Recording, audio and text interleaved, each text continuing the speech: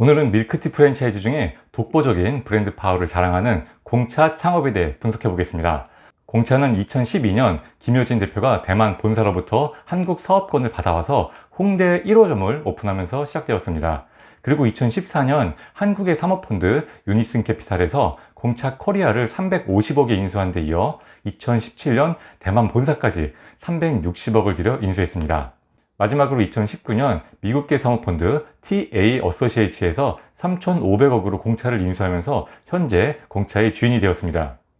사모펀드는 투자회사이기 때문에 회사를 빠르게 키워서 5년 안에 다시 팔고 시세 차익을 거두기 위한 경영을 할 가능성이 높습니다. 즉, 매출 증대나 매장수 확장, 해외 진출 등 덩치를 키워서 몸값을 높이기 위한 움직임을 보일 것으로 예상해 볼 수 있습니다. 그럼 먼저 가맹점수 추이부터 보겠습니다. 가맹점수는 16년도와 17년도에 정체됐었는데 18년도부터는 빠르게 회복되기 시작하면서 20년 5월 12일 현재 621개점의 가맹점이 운영되고 있습니다. 당분간은 가파른 성장세가 이어질 것으로 예상됩니다. 다음은 개설 폐점 추이입니다. 가맹점수와 마찬가지로 16년도와 17년도에 주춤한 모습입니다. 특히 16년도에는 개설수가 크게 줄고 폐점수는 크게 늘면서 위태로운 모습을 보이기도 했지만 18년도부터는 확실한 회복세를 보여주고 있습니다. 이어서 가맹점수 대비 폐점률을 보면 16년도에 17%로 매우 좋지 않았지만 17년도에 10%, 18년도에는 4%로 회복에 성공했습니다. 다음은 가맹점 월평균 매출 추이입니다. 역시 16년도, 17년도에는 좋지 않다가 18년도에 회복해서 2,669만원의 매출을 기록했습니다. 공차의 평균적인 매장 평수가 17평 정도인 걸 감안한다면 아주 높은 매출이라고 볼 수 있습니다.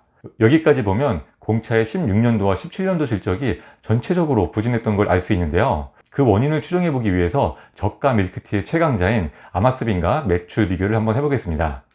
14년도부터 18년도까지 두 브랜드의 매출 추이가 매우 유사합니다. 18년도에 매출이 급상승한 데 이어 20년 현재까지도 두 브랜드의 기세는 꺾이지 않고 있습니다.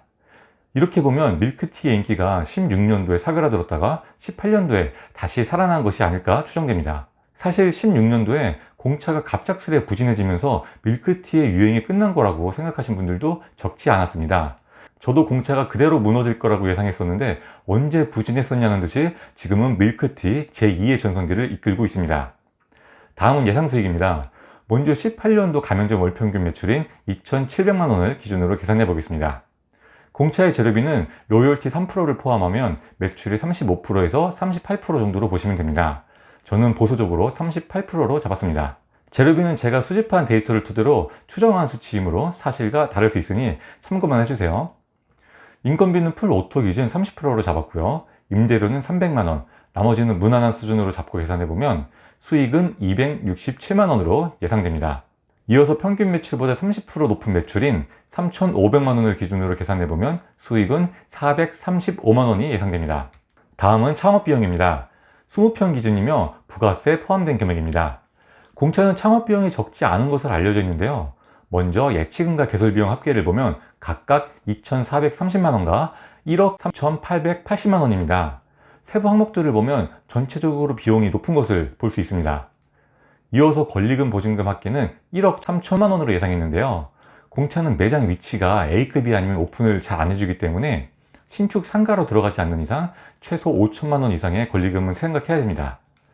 제가 예상한 권리금 보증금은 상황에 따라 많이 다를 수 있습니다. 이렇게 해서 창업비용 합계는 총 2억 9,130만 원이 예상됩니다. 다음은 경쟁 브랜드 현황입니다. 밀크티 중에 공차 다음으로 인지도가 높은 아마스빈과 80T를 한번 비교해 보겠습니다. 현재 매장수는 공차가 압도적으로 많습니다. 아마스빈과 80T는 각각 211개점, 290개점의 매장을 운영하고 있는데요. 공차와 마찬가지로 둘 다 매장수는 빠르게 증가하고 있는 중입니다. 이어서 가맹점당 월평균 매출은 공차가 가장 높으며 아마스빈은 2,500만원, 80T가 1,256만원입니다. 아마스빈의 매출이 공차 못지않게 높은데요. 아마스빈의 평균 매장 평수는 13평으로 공차보다 4평이 더 적은 걸 감안한다면 정말 만만치 않은 매출입니다. 아마스빈과 80T는 창업 비용이나 인지도 측면에서 공차와 직접적인 비교는 어렵지만 밀크티 창업을 낮은 비용으로 하고 싶은 분이라면 한번 고려해 볼 만한 브랜드입니다. 여기까지 분석한 내용을 토대로 공차 창업이 카페 창업에 비해 강한 점과 약한 점에 대해 살펴보겠습니다. 강점부터 보면 첫 번째는 독보적인 브랜드라는 점입니다. 카페는 경쟁이 워낙 치열한 업종이기 때문에 나눠먹기가 되는 경우가 많습니다. 저가 커피라면 특히 더 심하고요. 하지만 공차는 차 업계에서 워낙 독보적인 브랜드이기 때문에 아무래도 경쟁이 덜 하다는 것이 가장 큰 강점입니다. 두 번째 강점은 높은 매출입니다. 가맹점당 월평균 매출 2,700만 원도 높은 편이지만 한 평당 매출로 환산하면 공차의 강점이 더 부각됩니다. 인지도 높은 커피 브랜드 중에 대형 카페인 파스쿠치와 할리스, 저가 커피인 메가커피와 컴포즈의 평당 매출을 함께 비교해 보겠습니다. 아무래도 테이크아웃 전문인 저가 커피가 대형 카페보다 평당 매출은 높을 수밖에 없는데요. 공차는 저가도 아니고 테이크아웃 전문도 아닌데 평당 매출이 저가 커피에 뒤지지 않는 걸 볼 수 있습니다. 매장이 크지 않아도 높은 매출을 기대할 수 있다고 볼 수 있겠죠. 다음으로 공차 창업이 카페 창업에 비해 약한 점에 대해 보겠습니다. 제일 우려되는 점은 유행에 민감할 수 있다는 것입니다. 커피는 유행 걱정을 전혀 할 필요가 없지만 밀크티는 아직 우리나라에 완벽하게 정착됐다고 보기엔 이릅니다. 밀크티 시장의 전망에 대해서도 충분히 검토를 한 후에 창업하시길 권장드립니다. 두 번째 약점은 계절을 많이 탄다는 점입니다.